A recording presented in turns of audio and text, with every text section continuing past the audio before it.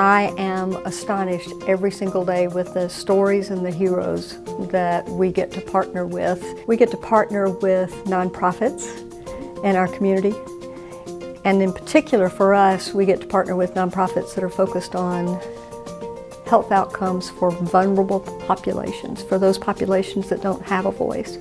We get to speak for those who don't either know that they have the power or don't believe that they have access to being able to express their own needs. And our work is to help highlight their voice and to help make their voice known.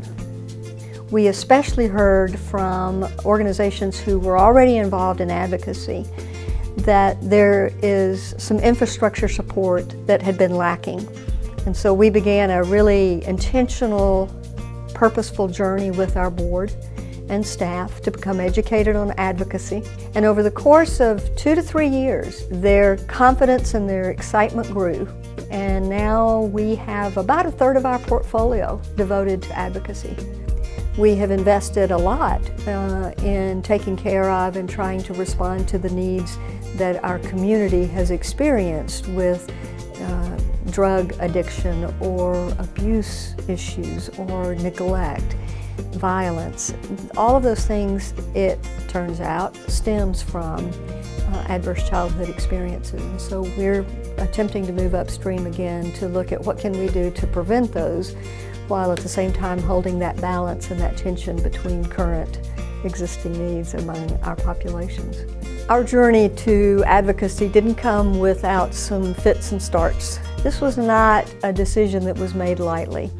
We were created with the idea that we were going to write checks directly to nonprofits that were addressing immediate needs. As part of our journey, our board 3 years ago readdressed our mission statement and included strategic advocacy as part of our core mission statement.